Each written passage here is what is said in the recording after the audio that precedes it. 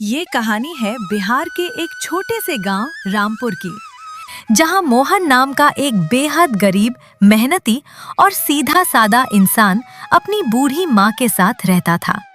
कहने को तो पूरे गांव में बड़े बड़े खेत और अमीर जमींदार थे, लेकिन मोहन की किस्मत में एक गज जमीन भी नहीं थी।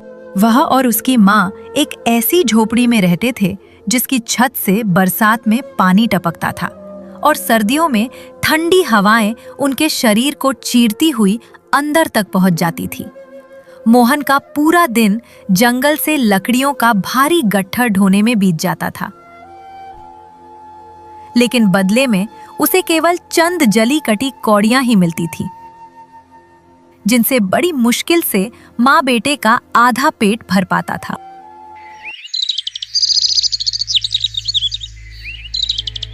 एक दिन सुबह सुबह जब सूरज की पहली किरण भी ठीक से धरती पर नहीं उतरी थी, मोहन की माँ झोपड़ी के चूल्हे में फूंक मारकर आग जलाने की कोशिश कर रही थी। उनकी आंखें धुएं से लाल हो चुकी थी और सीने में दर्द के बावजूद वे कांपती हुई आवाज में अपने बेटे को पुकारी। मोहन, ओ मोहन बेटा, जल्दी निकल जा, देख सूरज उगाया है। अगर जंगल जाने में थोड़ी भी देर कर देगा तो दोपहर की तेज धूप में लकड़ी काटना मुश्किल हो जाएगा और शाम तक खाली हाथ लौटा तो आज फिर हमें भूखे पेट सोना पड़ेगा बेटा। हाँ माँ, मैं अभी निकल रहा हूँ, तू चिंता मत कर। आज मैं जंगल में थोड़ा और अंदर तक जाऊंगा, थोड़ी ज्यादा लकड़ियाँ काट कर लाऊंगा ताकि उन्हें बेचकर 2-3 दिन का राशन एक साथ आ सके। तू बस अपनी सेहत का ख्याल रखना, मैं जल्दी लौटूंगा। मोहन अपनी माँ के पैर छूकर भूखे पेट ही झोपड़ी से बाहर निकल पड़ा। उसकी फटी हुई चप्पल मिट्टी में धंस रही थी, लेकिन उसके कंधों पर जिम्मेदारियों का भारी बोझ था। मोहन जंगल की ओर तेजी से कदम बढ़ा रहा था। उसके दिमाग में बस एक ही चिंता चल रही थी, अगर आज लकड़ियां नहीं बिकी तो माँ की दवा और शाम की रोटी कहाँ से आएगी। तभी रास्ते में उसे गांव का सबसे बड़ा और बेरहम सेठ धनीराम मिलता है, जो नए रेशमी कुर्ते में अपनी तोंद पर हाथ फेरता हुआ अकड़ के साथ चला आ रहा था। मोहन ने सेठ को देखते ही सम्मान पूर्वक अपना सिर झुका लिया और आदर के साथ कुछ दूरी पर खड़ा हो गया। अरे ओ मोहन, कहाँ जा रहा है सुबह सुबह सर झुकाए? कहीं चोरी चकारी करने का इरादा तो नहीं है? प्रणाम सेठ जी, ऐसी बात नहीं है। मैं तो जंगल जा रहा हूँ लकड़ी काटने। माँ के खाने का कोई इंतजाम नहीं है घर में, बस उन्हीं के लिए 2 वक्त की रोटी का सहारा ढूंढने निकला हूँ। तू भी अजीब आदमी है मोहन।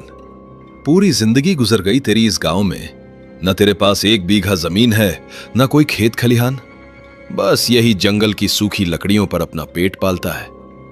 ऐसे जीने से क्या फायदा रे?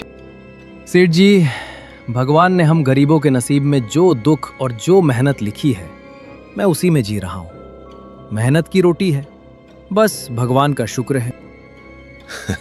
चल, बात तो ठीक कहता है। अच्छा सुन, मुझे अपनी नई सेठानी की गाय के लिए एक बड़ी गौशाला बनवानी है। उसके लिए मुझे मजबूत और अच्छी लकड़ियों की जरूरत पड़ेगी। क्या तू लाकर दे सकेगा या तेरे बस की नहीं है? क्यों नहीं सेठ जी, ये तो मेरे लिए भगवान का आशीर्वाद होगा। अगर आपको लकड़ी चाहिए तो मैं एक लकड़ी चुनकर आपके गोदाम तक पहुंचा दूंगा। बस आप बता दीजिए कितनी चाहिए और कब तक। अच्छा तो सुन, कल से ही लकड़ी मेरे गोदाम में पहुंचाना शुरू कर दे। अगर तेरा काम अच्छा रहा और लकड़ियों में दम हुआ तो दाम थोड़ा ठीक ठाक दे दूंगा और आगे भी तुझसे ही काम लूंगा।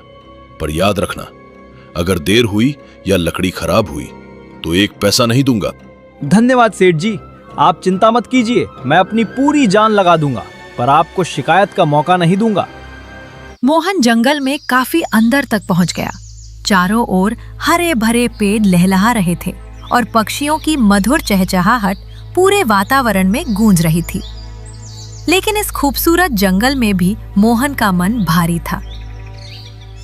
उसकी कुल्हाड़ी जब किसी सूखी टहनी पर पड़ती तो ऐसा लगता मानो वह पेड़ नहीं बल्कि अपना ही नसीब काट रहा हो। उसके हाथों में छाले पड़ चुके थे, फिर भी वह रुक नहीं सकता था।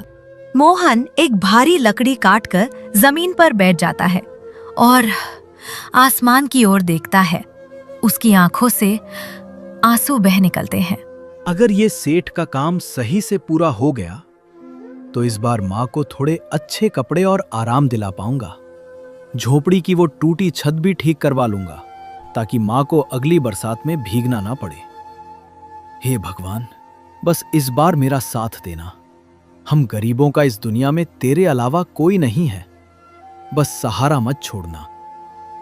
मोहन फिर से रोती हुई आंखों के साथ कुल्हाड़ी उठाता है और दोगुनी मेहनत से लकड़ियों पर वार करने लगता है।